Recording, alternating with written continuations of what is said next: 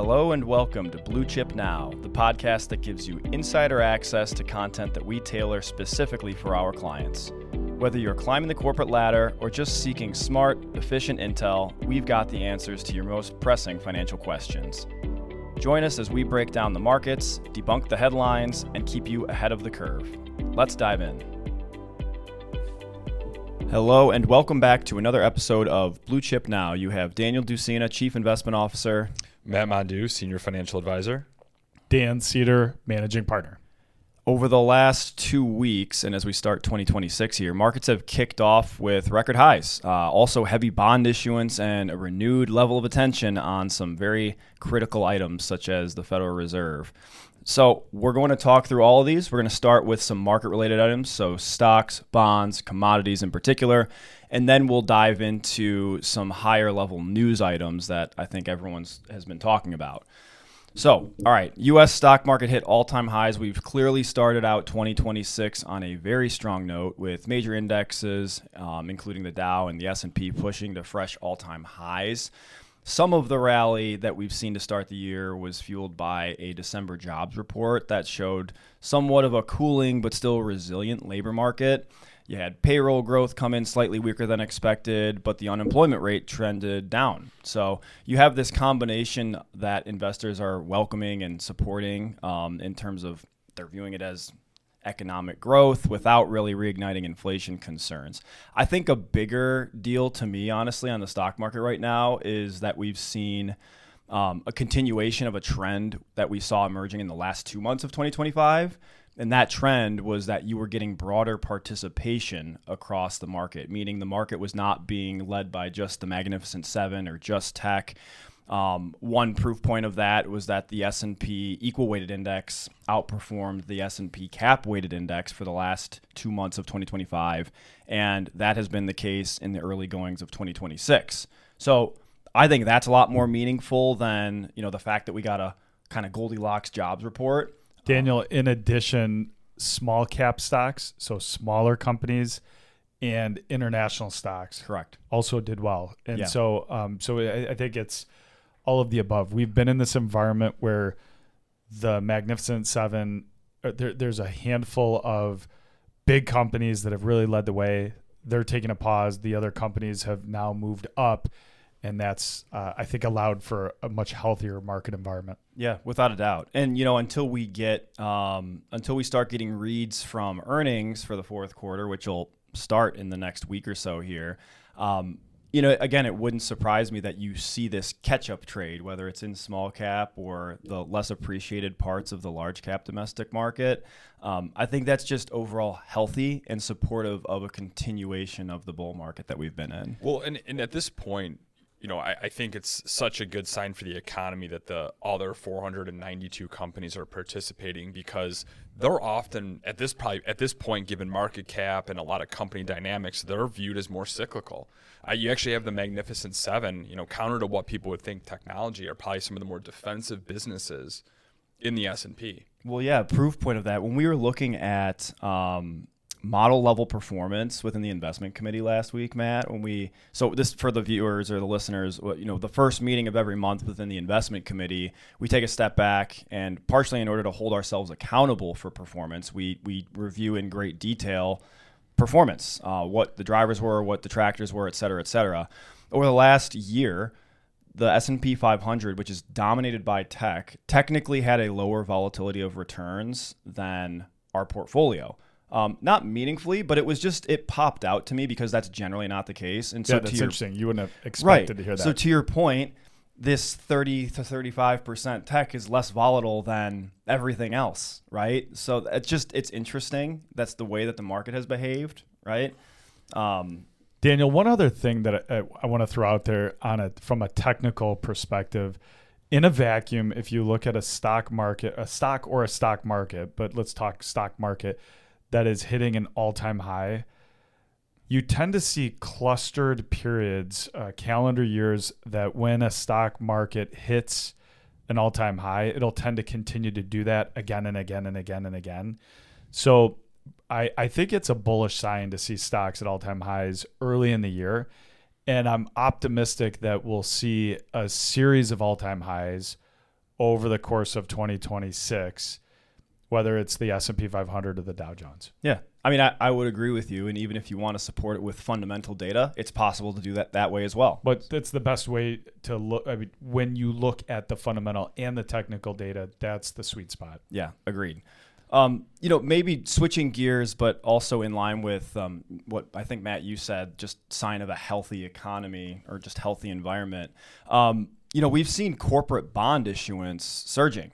So stocks have certainly grabbed the headlines to start the year, but credit markets have been just as active.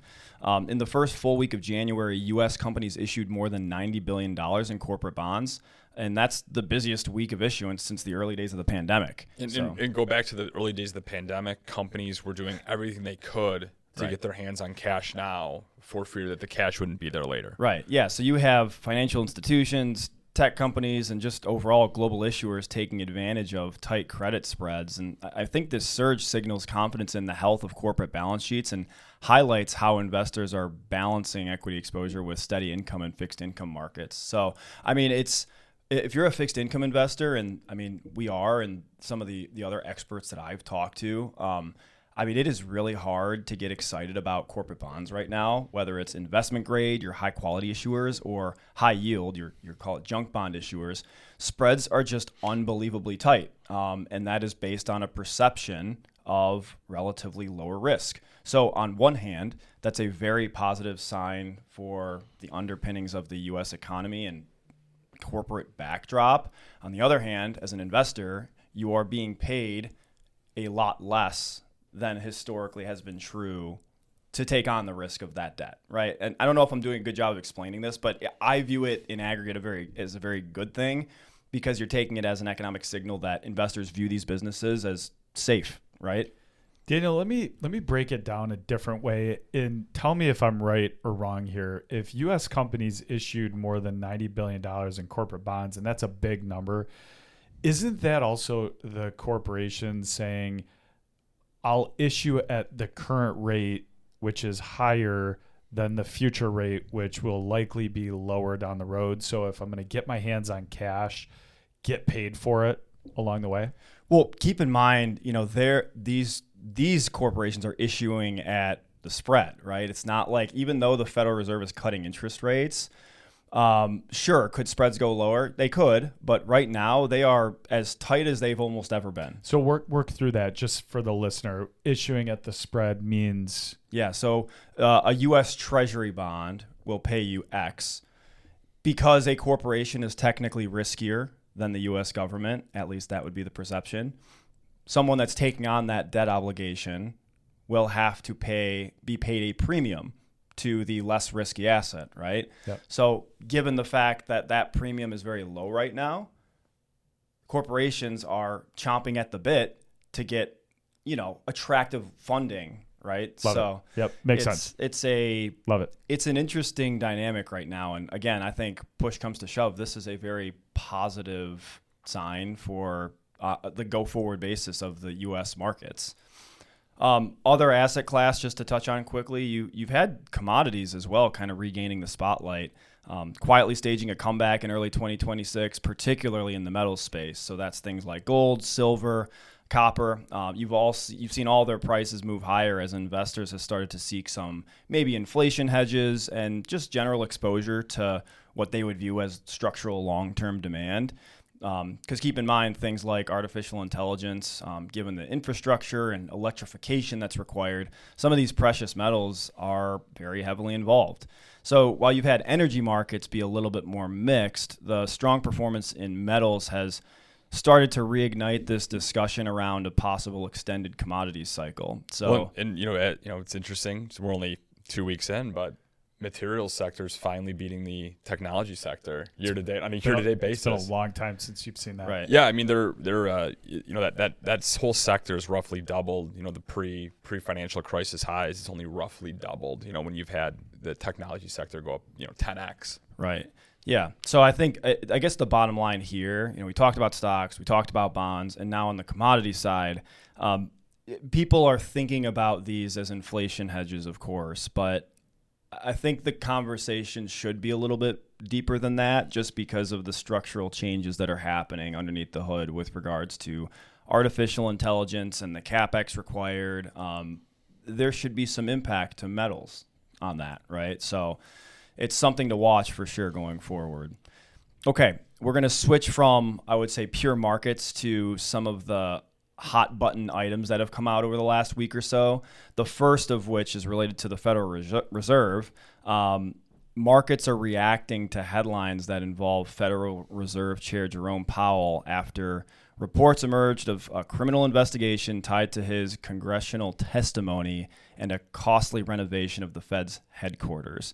So you've had Donald Trump and Jerome Powell kind of butting heads for pretty much the entirety of this second term of Trump's. First, because Trump wants to have interest rates be lower, and he wants them lower now, while the Federal Reserve and Jerome Powell included are supposed to be this independent body. And so I think there's this kind of point of contention around that to begin with. And now you've got a formal accusation that there's both misappropriation of funds and incorrect testimony. Obviously, you have Powell and the Fed pushing back against this scrutiny. They are citing it as politically motivated and very much unrelated to any monetary policy decisions. I think, regardless, this type of news is going to be a little bit unsettling for markets. Now, I'm not going to sit here and hypothesize around what the outcome of this is going to be. Well, when was Jerome Powell's term up? When was he poised to come off anyways? I can't remember exactly. It's either March or May. It's of middle of this year. Yeah. Of this year. Okay. Yeah.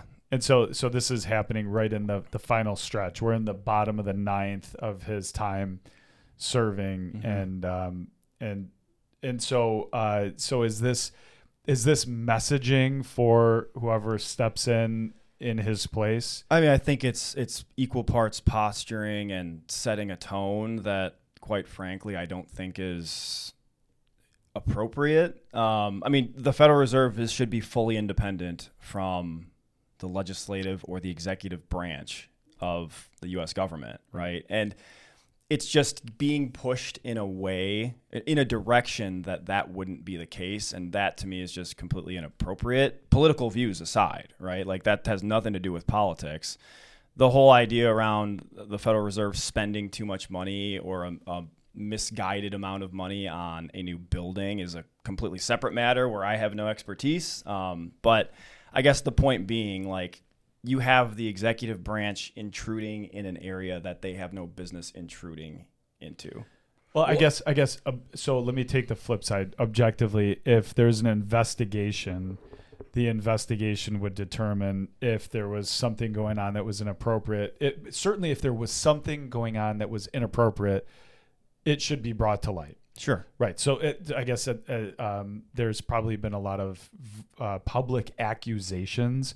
But at this point, there's an investigation, so you let the process take its due place and see what comes out of it. Yeah, I think that's fair. And I guess, takeaway here is that, as you get updates on this matter, you might see some choppiness in markets as a result. And I think that's just should be expected. Which surprises me. I'd actually think it would be viewed positively, because if for some reason there was a replacement, or if we accelerated that process and someone came in who was appointed by Trump, you would assume that person would be dovish in nature and lower rates would be stimulative for stocks. I don't know. But I mean, I think you go back to the markets being these ultimate discounting machines, and then what is lower rates when we don't need lower rates? It's more inflation, and then we're just going to get right back into a cycle of inflation, disinflation, and it can be extreme. It's yeah, all of the above. Yeah. All of the above. And if you're a foreign borrower of U.S. debt, that's not a great thing when the central bank becomes not independent. Exactly. And then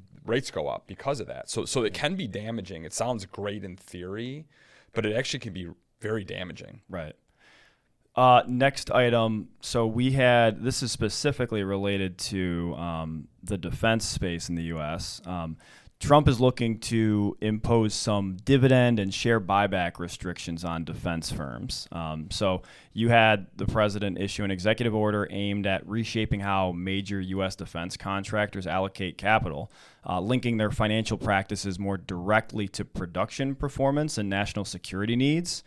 Under the order titled, Prioritizing the Warfighter in Defense Contracting, basically, he's trying to identify these defense firms that have been deemed underperforming on critical government contracts, and he's trying to prohibit them from issuing dividends or conducting stock buybacks until they improve weapons production efficiency and ultimately deliver products on time and on budget and just increase overall output capacity.